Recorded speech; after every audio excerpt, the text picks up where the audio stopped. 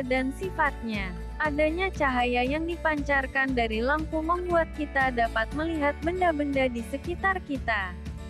Cahaya yang mengenai benda akan dipantulkan ke mata, sehingga benda tersebut dapat terlihat.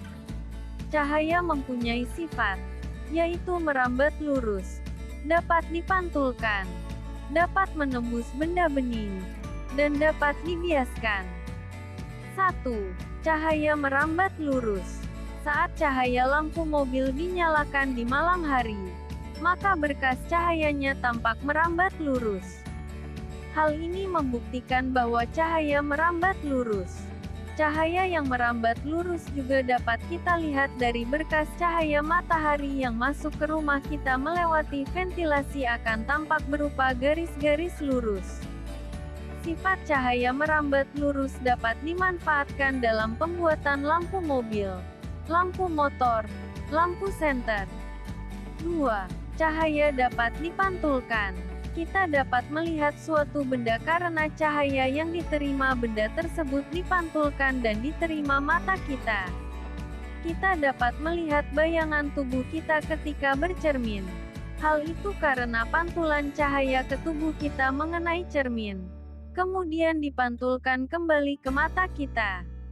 Cermin mempunyai permukaan yang halus dan mengilap, sehingga cahaya yang mengenai benda tersebut menghasilkan pantulan sinar yang teratur. Pemantulan seperti ini disebut pemantulan teratur. Jika berkas cahaya mengenai benda yang permukaannya kasar, maka berkas cahaya pantul tidak teratur atau ke segala arah. Pemantulan seperti ini disebut pemantulan difus atau baur. Berdasarkan sifat cahaya dapat dipantulkan, Snellius membuat hukum pemantulan cahaya yang diuraikan sebagai berikut. A. Sinar datang, sinar pantul, dan garis normal terletak pada satu bidang datar. B. Besarnya sudut datang sama dengan sudut pantul.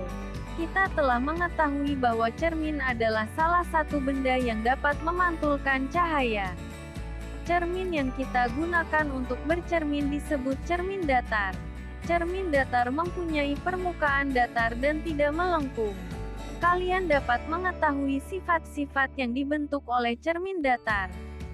Berikut beberapa sifat dari cermin datar. A. Bayangan benda tegak dan semu. B. Besar dan tinggi bayangan sama dengan bendanya. C. Jarak benda dengan cermin sama dengan jarak bayangan dengan cermin. D. Bagian kiri bayangan berlawanan dengan benda sebenarnya. 3. Cahaya dapat menembus benda bening. Benda bening adalah benda yang dapat meneruskan sebagian besar cahaya yang diterimanya. Salah satu contoh benda bening adalah air jernih. Ayo kita pelajari macam-macam benda berdasarkan kemampuan cahaya menembus benda. Benda dapat dikelompokkan menjadi 3, yaitu benda bening transparan, benda translusense, dan benda buram. A. Benda bening atau transparan, yaitu benda yang dapat dilewati cahaya dengan baik, karena dapat meneruskan sebagian besar cahaya yang melewatinya. Contoh, air jernih, kaca bening, dan plastik bening. B. Benda translusense, yaitu benda yang hanya dapat meneruskan sebagian cahaya yang diterimanya. Contoh, air keruh, kaca dop, dan bohlam susu. C. Benda buram, yaitu benda yang menghalangi cahaya. Contoh, kertas tebal, besi, kayu, dan tembaga. 4. Cahaya dapat dibiaskan. Jika cahaya melewati dua medium yang berbeda kerapatannya, misalnya kaca dan air, cahaya akan dibelokkan arah perambatannya. Pembelokan arah cahaya ketika melewati dua medium yang berbeda kerapatannya ini disebut pembiasan cahaya.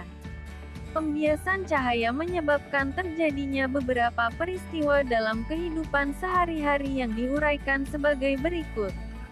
A. Dasar air yang jernih kelihatan lebih dangkal dari yang sebenarnya. B. Pensil atau benda lurus lainnya yang diletakkan pada gelas berair akan terlihat patah atau bengkok. C. C. Peristiwa fata morgana yang terjadi karena berkas cahaya yang berjalan dari udara dingin ke udara panas, terbiaskan ke arah garis horizontal, sehingga suatu benda tampak muncul di atas posisi sebenarnya. D. Uang logam di dalam air jernih kelihatan lebih dekat ke permukaan. E. Ikan di akuarium kelihatan lebih besar. Sama seperti pada pemantulan cahaya. Dalam pembiasan pun berlaku hukum pembiasan cahaya yang isinya sebagai berikut. A. Bila cahaya merambat dari zat yang kurang rapat ke zat yang lebih rapat, cahaya akan dibiaskan mendekati garis normal. B. Bila cahaya merambat dari zat yang lebih rapat ke zat yang kurang rapat, cahaya akan dibiaskan menjauhi garis normal. 5. Cahaya dapat diuraikan. Pelangi terjadi karena titik air hujan terkena cahaya matahari. Warna cahaya matahari adalah putih. Cahaya terdiri atas beberapa macam warna cahaya yang disebut cahaya polikromatik. Warna-warni pada pelangi terjadi karena cahaya matahari dibiaskan, diuraikan dan dipantulkan oleh tetes-tetes air hujan. Cahaya yang dihasilkan dari peristiwa pembiasan adalah cahaya tunggal. Cahaya ini tidak dapat diuraikan lagi. Disebut cahaya monokromatik. Contohnya, cahaya berwarna merah, jingga, kuning, hijau, biru, nila, ungu, pada pelangi. Indra penglihatan. Banyak orang yang menyatakan bahwa syarat utama untuk melihat adalah mempunyai indera penglihatan, yaitu mata. Mata merupakan alat indera yang berfungsi untuk melihat.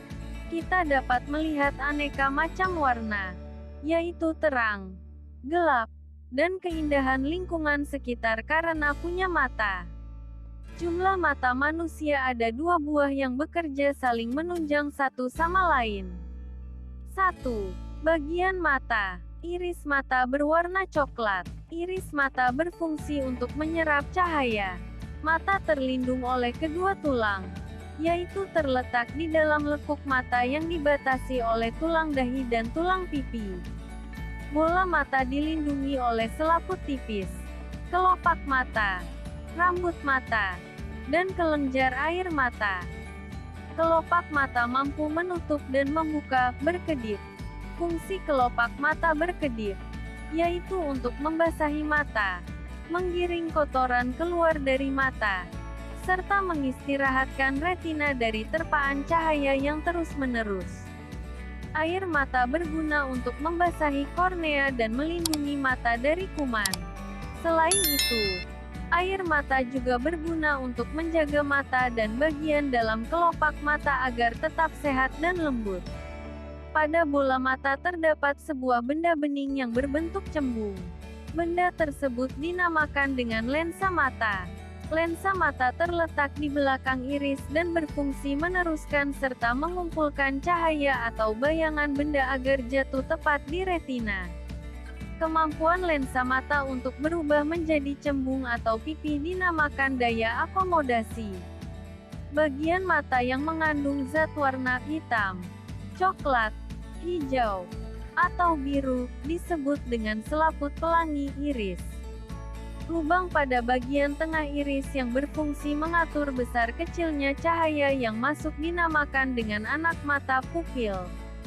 Bola mata mempunyai 3 lapis dinding yang mengelilingi rongga bola mata.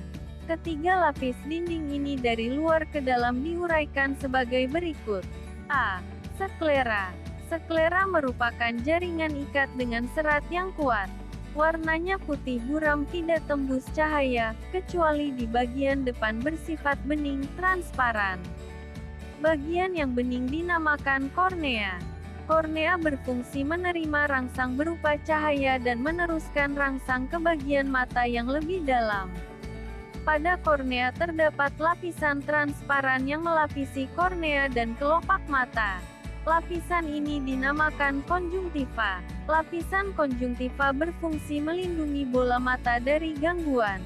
B. Koroid. Koroid berwarna coklat kehitaman sampai hitam.